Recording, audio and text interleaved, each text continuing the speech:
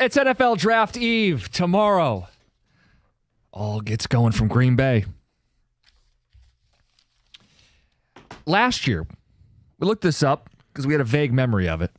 Last year, right before the draft, the Lions announced extensions to Sewell and St. Brown. Mm-hmm. There's a kind of a celebration. Hey, these are homegrown Brad Holmes guys. We timed up the extension right before the draft. They did it one day before. John, when's the Aiden contract breaking? Probably about 10:02 today. Yeah, that makes sense. You should, just right after our show. Right when the phones get going. They'll call us first.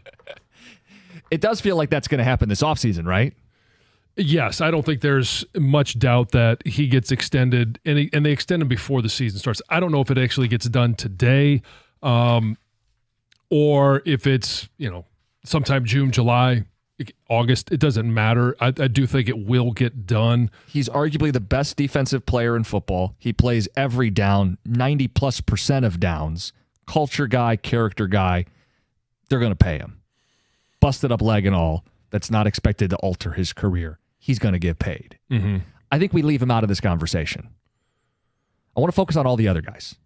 Because Brad Holmes has alluded to the fact that you can't keep everybody, and it's, I think, part of why the JMO conversation has come up in the last week here, right?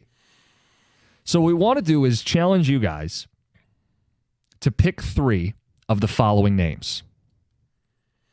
Only 3. JMO, Joseph, who, by the way, threw out the first pitch last night and said they're progressing. Detroit loves him, and he loves Detroit. JMO, Joseph, Branch, Laporta, Gibbs, and Jack Campbell. It's a lot of really good football players. Those are first and second round picks that will all come up in the next couple off seasons. Pick 3 of them, John. My 3 would be Laporta, Branch, and Jack Campbell. And I know everybody's sitting there going, he didn't pick Gibbs. Gibbs the best player of the group. There's no question he's the best player of the group.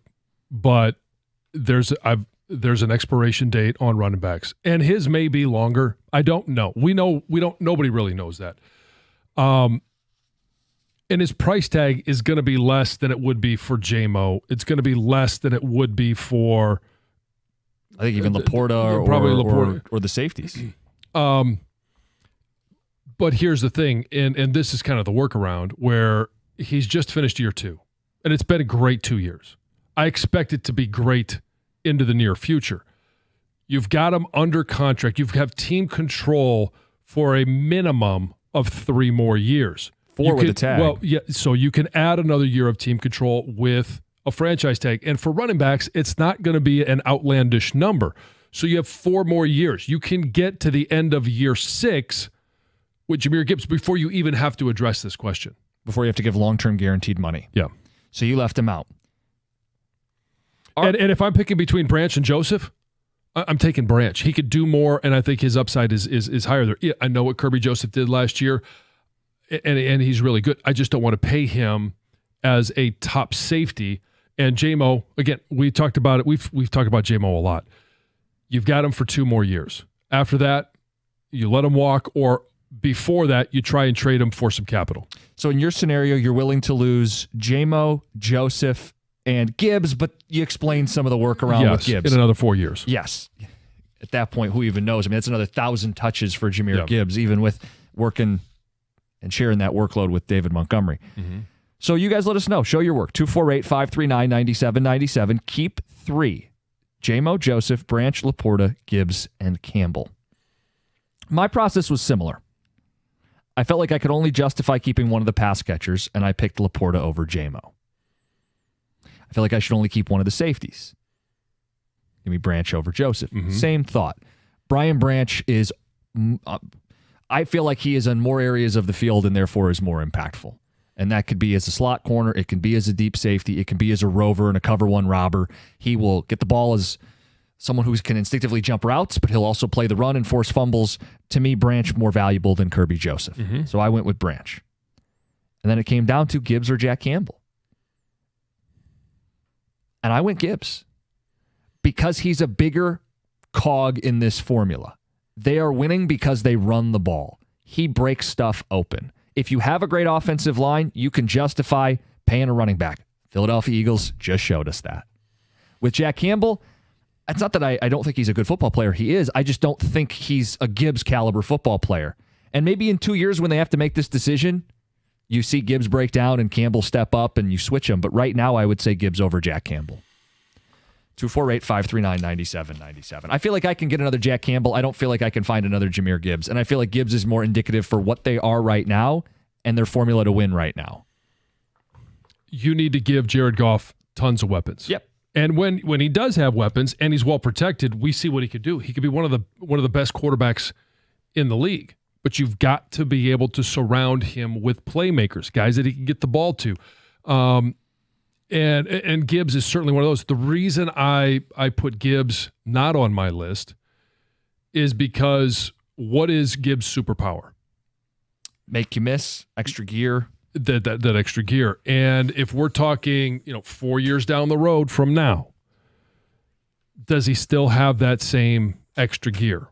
And he may. He may be one of those unicorns that just can do something better than anybody else for longer than anybody else. Is he going to remain durable? Does he have a year where there's an extended time where he's injured? How does he come back from that injury?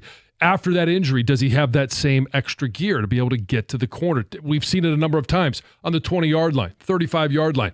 He runs, and there's nothing there, and then all of a sudden he bounces it outside. No one can catch him. He's just faster than everybody else, and he scores. So when you start looking at this, and this is very difficult to answer this question, picking three of these guys, and it goes to show you that how difficult the decisions are going to be for the Lions, because it seems like Kirby Joseph, there's just no path to him being here. Yet we all think he could be extended any day now. You see how this is? Yeah, but then who are you going to decide on? Well, the argument is for Joseph is to win now.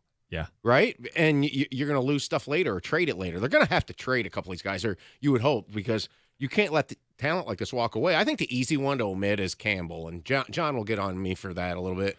We differ on Jack Campbell more than any other player. I don't think he's a bad player. I don't think he's a special player. And I think there's people on this list that are special. Yeah. I've been grappling with this, and it's been surprising to me this morning.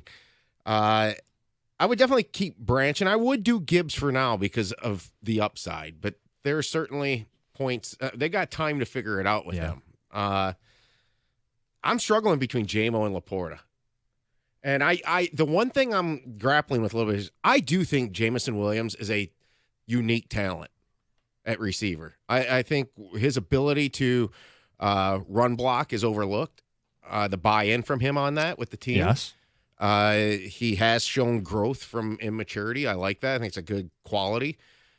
But he's an electric player. I don't know if Sam Laporta's electric, and I think if you had to replace one, I think you can replace Laporta easier because I think J-Mo's unique. He is. And there are very few players in the league that can do what he can do by taking the top off the defense, by changing the way a defense even approaches and game plans for you. Two high safeties, one already shaded over to J-Mo, playing off because, he could just run right by you. Like, that's a superpower as well. Yeah, and I do think your quarterback might be making the other decision, keeping Laporta and letting J-Mo go. Well, I was going to ask you, I think some of this is a little prisoner of the moment. Laporta had a down year 2. His rookie season, the guy was making the case to be the best tight end in football moving forward. Yeah, you were going to give him top 3 money. You doing that now? Well, and that's what we're getting to. He comes up the same time as J-Mo. And I don't mean to take away from J-Mo as a run blocker because I think it's a positive development. But of the two, Sam Laporta is a run blocker. Sam Laporta is a problem. Want to talk about red zone where you win and lose playoff games? Short yardage where you have to convert? Who's more important? Sam Laporta. Oh, I don't mean to dismiss what J-Mo brings from a speed component. You may be right, it's harder to replace. But what's a more critical cog for this football team to win games this season, the next couple seasons? It's picking up 4th and 2s. It's running the ball. It's dumping it off the tight end. It's a safety outlet for Goff when he does get pressured. I would go Laporta over J-Mo.